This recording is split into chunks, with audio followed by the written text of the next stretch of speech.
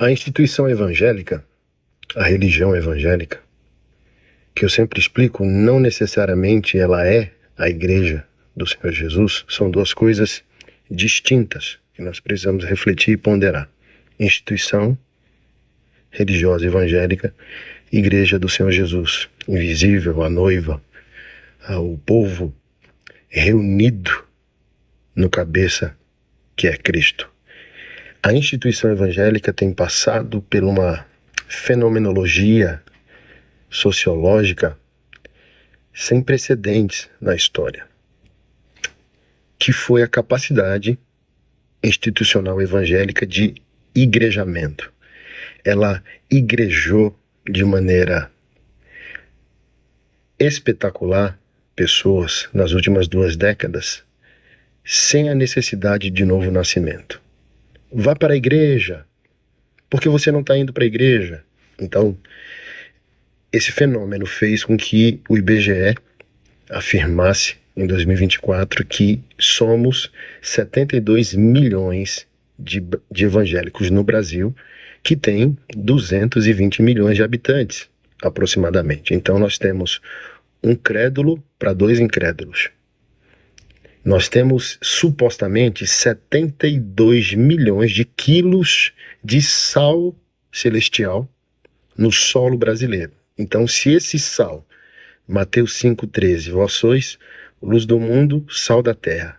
Se fôssemos sal, o Brasil de fato seria uma nação de avivamento, de uma ética do andar superior, um proceder de excelência.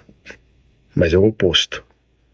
Uma nação imoral, fundamentalmente corrupta, que o presidente do país é um homem condenado em 3 instâncias e que ainda celebra carnaval, a manifestação pública da corrupção pessoal moral de parte dos cidadãos. Então não é de se assombrar, de admirar que um homem como Neymar, não é um menino, não é menino Ney, se declare de maneira confessional um evangélico e seja uma tragédia no seu proceder profissional, no seu proceder familiar, no seu proceder ético. E é conservador, além de ser evangélico. Se permitiu ser cancelado porque apoiou Bolsonaro, família acima de tudo e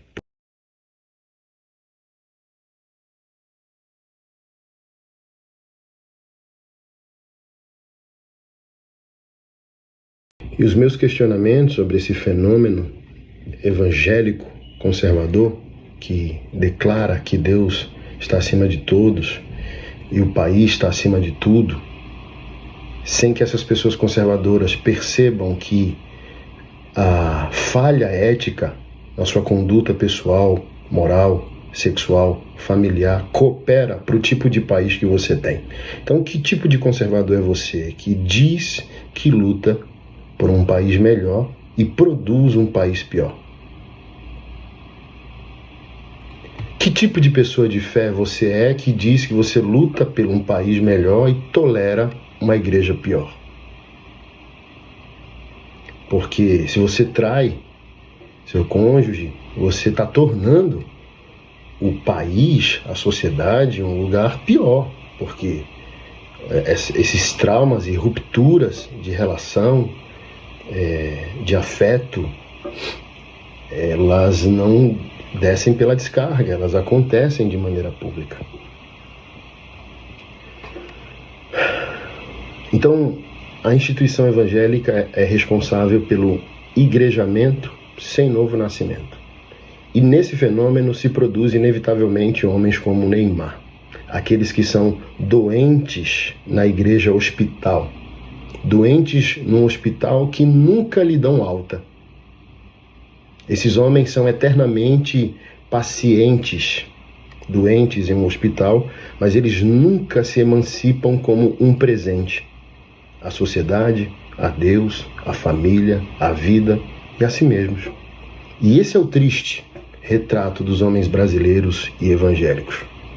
As mulheres evangélicas são sinônimo de guerreiras de oração que pagam preço por um marido adulto menino, que cresceu na fisiologia, mas é raquítico em seu homem interior, em sua ética de vida.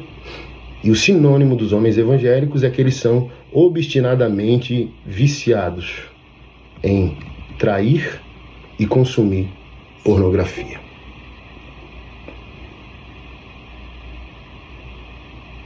Homens assim são meninos castrados, adultos na fisiologia, meninos no caráter, na ética e na responsabilidade.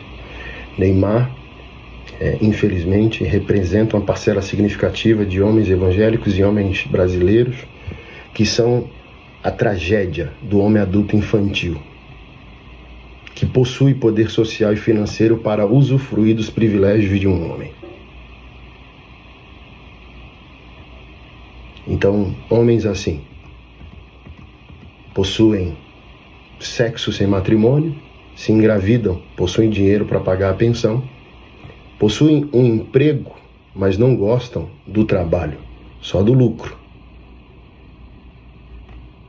Nem podemos considerar o rapaz em questão, o homem em questão, como um atleta, por exemplo. Pois um atleta busca a excelência. Como ele está buscando a excelência moral e ética, ele busca excelência profissional. Como grandes atletas no nosso Brasil, com várias falhas morais, mas eram excelentes naquilo que se propunham fazer. São atletas, são jogadores de futebol.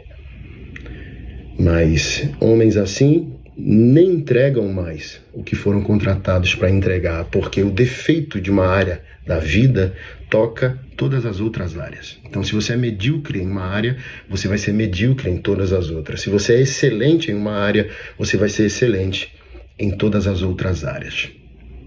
Mas um homem como Neymar, ele apenas usufrui da posição. Por exemplo, compare-o com a obstinação profissional de um Cristiano Ronaldo. Quem é o melhor jogador do mundo? Eu. Posso não ser, mas aqui sou. Busco. O cara é obstinado profissionalmente. O Neymar usufrui de contratos milionários como um parasita moral, mas não entrega o objeto do contrato. Vive mais lesionado do que atuando em campo. Veio para o Santos, aqui no Brasil, sua equipe de origem. Já está lesionado, mas acabou de comemorar o carnaval e de, supostamente, mais uma vez, trair sua esposa, que nem sei se é esposa.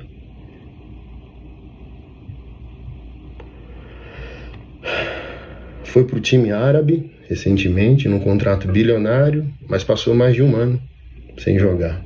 Usufrui dos privilégios de um homem sem ser um homem. E por que essa reflexão é necessária? Porque os evangélicos se tornaram grandes sociologicamente, mas pequenos, raquíticos, esquálidos. E essa reflexão, ela é válida. Quem te chama de evangélico é o IBGE. Porém, a Bíblia te chama de filho de Deus e discípulo de Jesus Cristo. Aquele que busca uma excelência moral. Aquele que busca uma ética do andar superior. Uma conduta elevada. Porque nós não estamos preocupados apenas com o prazer próprio, mas com a construção de um legado. Que mundo deixaremos para aqueles que nos assistem? Que igreja estamos construindo quando nós toleramos o intolerável? Então, as igrejas que o Neymar frequenta ou frequentou, os pastores não estão preocupados com sua salvação, seu novo nascimento, mas com a foto e o lucro que aquilo pressupõe. É duro refletir sem tocar na vida pessoal das pessoas, né? Ele batizou a última filha que teve, batizou uma semana na igreja evangélica, em Alphaville, e na outra semana batizou na católica. Isso é um problema? Óbvio, isso é a maior crise de um homem, porque em que esse pai acredita? Neymar acredita em quê? Porque o batismo de uma criança significa a entrega daquela criança ao propósito que o seu pai assumiu. Seu pai é o sacerdote do lar. O que as escrituras sagradas dizem? Eduque a criança no caminho que deve andar, não o caminho, no caminho. Então, aquele que vai guiar a criança já está comprometido ao caminho. Então, o batismo de uma criança não é pela crença da parentela, não é porque tem católicos e evangélicos. Então, se houvesse umbandistas e espíritas, a criança tinha que passar pelo batismo em todas as religiões. Então, está provado por A mais B que muitos evangélicos possuem uma conduta trágica. Um pastor não consegue se posicionar dizendo, não vou batizar sua criança. Qual a crença dessa família? Qual a crença desse pai? Qual a crença desse sacerdote? Qualquer coisa serve, então? Não.